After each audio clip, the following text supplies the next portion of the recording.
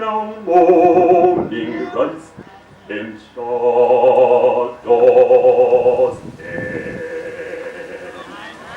Holy, holy, holy, Lord God of hosts, heaven and earth are full of thee. heaven and earth are praising thee, O Lord, Most High.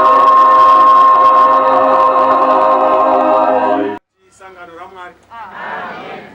Tiri kunzikwa ere kwese.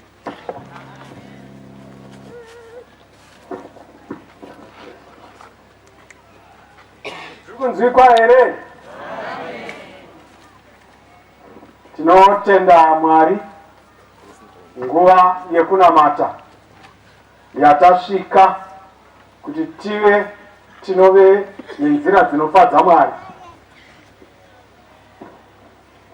Tinotarisira mumwe nemumwe wedu kuti taapano nepfungwa dzedu. Tese tinogona kuva pano pfungwa dzisiri pano.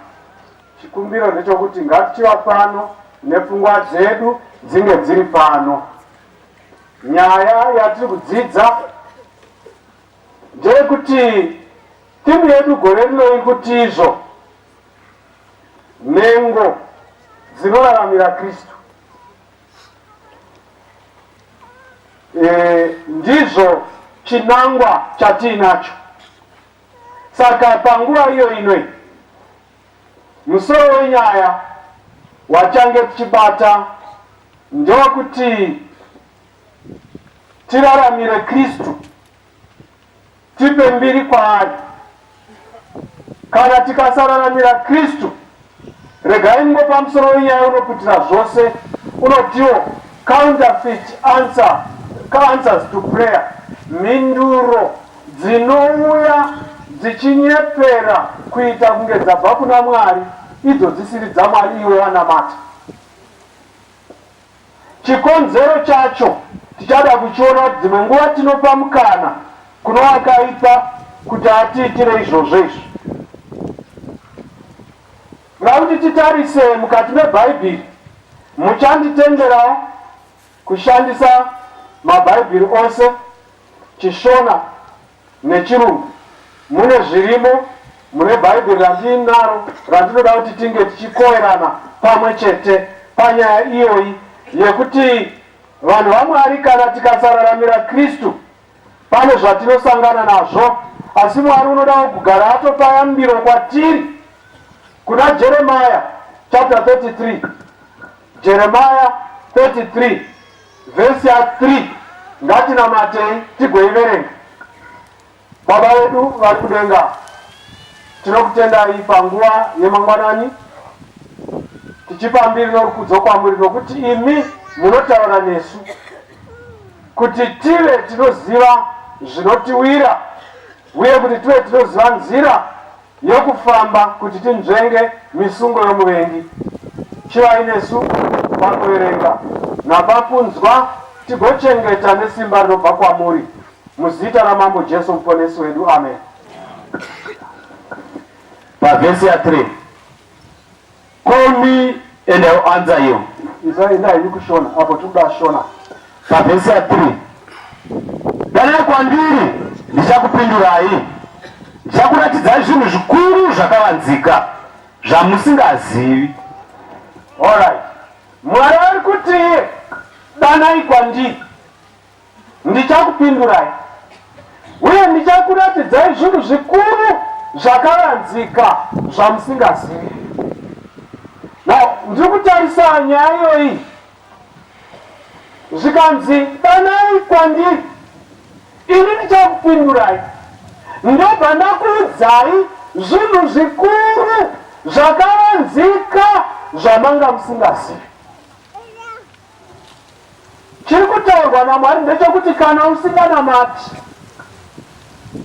unomborarama hako misungo yaSatani hauioni uye haugoni kuinzwisisa, nekuti tokuda pachena kana Mwari ari akuvhurira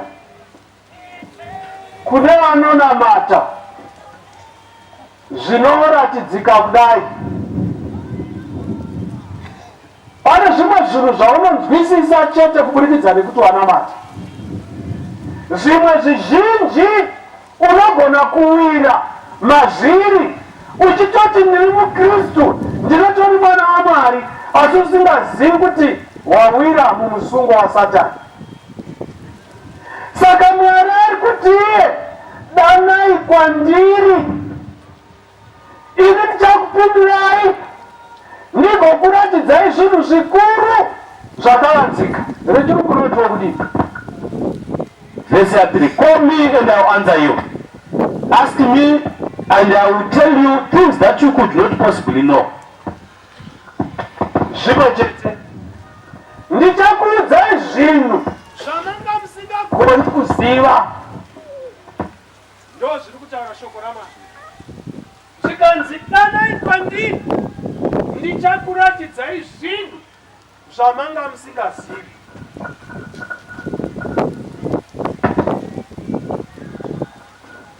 Danai kwandiri. Danai kwandiri, ndichakuratidzai zvinhu zvikuru zvamanga musingazivi. Apa Mwari ari kuedza kutaura nesu. Ngatinamatei, ngativei vanhu vemunamato, ngativei vanhu vanobvunza Mwari pazvese zvatinenge tichiita, nekuti muvengi uripo unotokanganisa zvatinoshuva kuti tinge tiinazvo, zvatinoshuvira kuti Mwari atibatsire. Muvengi haasi kufara. Saka Mwari anoda kuti danai kwandiri, ini ndokuudzai zvinhu zvakavanzika zvamanga musingazivi. Regai nditarise mukati memweya wechiprofita. Selected messages inotaura zvakare. Inoti for every blessing Satan is a counterfeit. Pazvikomborero zvose izvo Mwari anoda kutipa, Satani ane chake chinoita kuti chikanganisike chikomborero chako. Saka zviri kunzi panapa, for every blessing Satan is a counterfeit. Whenever and wherever the Lord works in giving a genuine blessing, a counterfeit is also revealed, in order to make of none effect the true work of God. Zvikanzi panapa, pane zvose izvo Mwari ari kuda, Satani ane chakawanda chaanokanda, asi kana chichiuya kwauri unofunga kuti chabva kuna Mwari. Saka Mwari achiti danai kwandiri, namatai, ndichakuratidzai zvinhu zvikuru zvakavanzika zvamanga musingazivi. Kuwira muchitema kana kuwira mumuedzo, zvinhu zvinouya vanhu vari panzira vachiti tinonamata, vasina kufunga kana kuronga kuti ane kuita zvakaipa, asi kuti kusanamata kunotiita kuti tive tinopinda munguva yekuedzwa, munguva yokuwira mudambudziko. Mwari ari kuti danai kwandiri, ndichakuratidzai zvinhu zvikuru zvakavanzika zvamanga musingazivi. Regai nditarise muenzaniso uri mubhaibheri wekuti munhu anowira sei. Munhu anotogara pasi ototi ndini ndaronga, wotogara pasi uchifunga kuti ndiwe une zano, ende muromo wako ndiwe unenge wataura. Muromo wako wataura, iwe woti ndiri kuita zvandaronga. Paunofunga kuti uri kuita zvawaronga, rakuti tipinde mubhaibheri muone. Madzimambo ekutanga chapter 22 kubva pavhesi ya 19. Dati mutarise ipapa, kunamata nekutedzera zvinoda Mwari kunobatsira kubvisa vanhu mungozi. Verengai, ngatiende kune rechirungu kuti tisanonoka. 1 Kings chapter 22 verse 19. Micaiah continued to describe his vision. I saw the Lord sitting on his throne in heaven with all the angels standing around him. Verse 20. Zvikanzi Micaiah unoenda mberi achitsanangura unoti ndakataridzwa noona ndichiona Mwari kudenga. Pandaiona Mwari kudenga ndakaona ngirozi dzakamira paari dzakamukomberedza. Chii chaitaurwa? Chii wanga uri musangano wei? Dzikai musangano wacho wanga uripo, wanga uri wei? Verse 20. The Lord said to them, Mwari ndokubva ati kungirozi dziya, what do you think about Ahab? Munofungei Ahabi? Inzwai vanhu vaMwari. Ahabi waiva mambo kwaIsraeri, wakanga achitori panyika achitorarama, asi kudenga kwakaitwa musangano. Ngirozi dzikaungana pamwe chete naMwari. Mwari ndokuchibvunza ngirozi dzake zvikanzi munofungeiona Ahabi? Should we put a stop to his wickedness? Tomisa here uipi wake? Ahabi wanyanya kuipa. Tomisa here uipi wake? Ingirozi dzofunzwa iti iye haazvizivi ugere panyika. If so, how should we go about it? Zvikanzi naMwari kana zvakadaro, vatumwa ndoda kumbokubvunzaiwo, tofambisa nyaya yaAhabi sei? One angel suggests this and another that. Imwe ngirozi ndokubva yataura izvi, imwe ichibva yataura izvi, ndokubva zvaita sei? Then in vision, zvino mumuona ndichiratidzwa, I saw an evil angel. Ndokubva ndaona ngirozi inobva kurutivi rwaSatani, an evil angel, and heard him say, ndokubva ainzwa ngirozi yaya kutaura that he would entice to go to war, entice. Zvikanzi nengirozi yaMwari, kana zviri zverufu ndibatsirei, ndinozvigona. Ndini ndinogona kufurira vaprofita kunomunyepera. Ndinopinda muvaprofita ndotovabata kuvagara noMweya chaiko kuvagara, asi ndovaprofitisa nhema. The Lord said, how will you do it?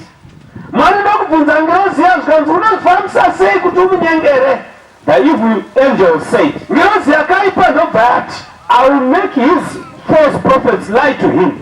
Ndichaita kuti vaprofita vake venhema vanyatsomunyepera. The Lord said, Mwari ndobva ati, go and I will let you entice him to go to war. Zvikanzi iwewe chienda, ndinotendera kuti umufurire anofira kuhondo.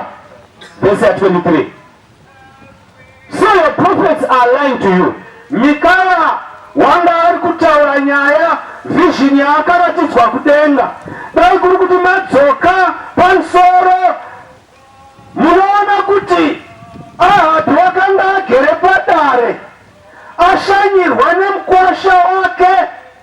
Mukuwasha wake Jehoshaphat ashanya kwatezva. Imbogara ini pasi. Jehoshaphat anga ane mwana aroora, mwanasikana waAhabi, mai vacho ari Jezebel. Musikana uyu achinzi Atalia. Zvino musikana uyu waroorwa.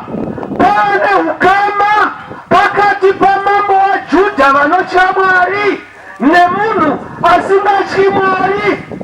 Ahabi wakapanduka, wakaroora mukadzi asinganamati, mukadzi wachinja Israeri kuti ipandukire Mwari.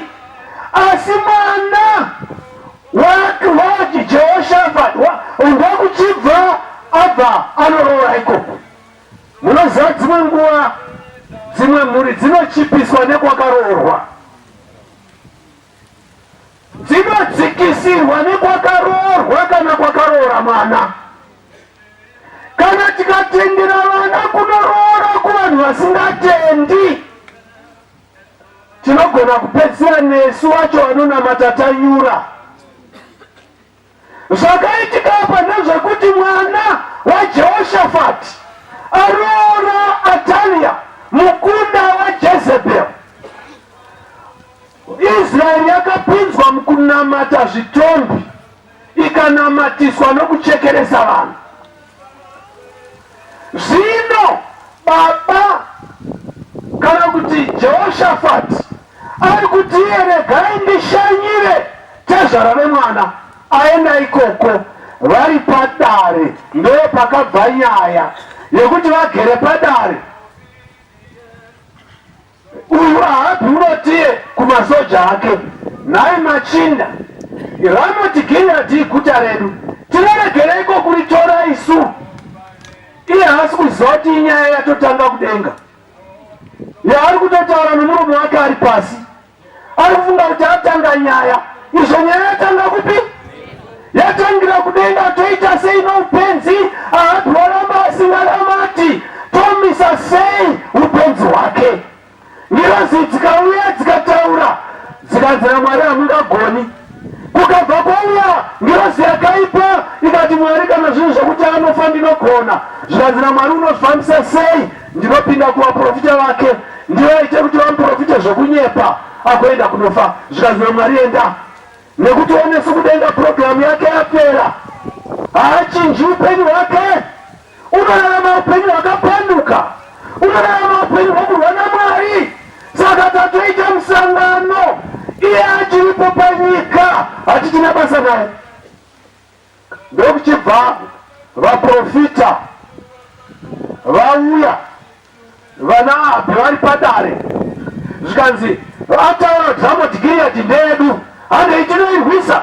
Zvikanzi kwaiwe mukosha Jehoshafati, tichaenda tose here kuhondo? Zvikanzi naJehoshafati, baba, masoja angu akafanana nenyu, tinoenda. Pasina abvunza Mwari, pasina munhu aita sei abvunza Mwari. Vatenderana kutofamba rwendo rwekunorwa hondo, kuhondo kwatinoziva kuti vamwe vanosara vafa. Asi munotenderana pasina chinyi? Pasina munamato. Usabvuma nyaya yaunotanga kuita usati wanamata, nekuti hauzivi ngozi dziri mukati. Zvinonzi Jehoshafati abvuma nekuti munhu aigara achimbonamata mweya waMwari wakauya. Ndokuchibva ati tazvara ndabvuma hangu kuenda, asi ngatitangei tabvunza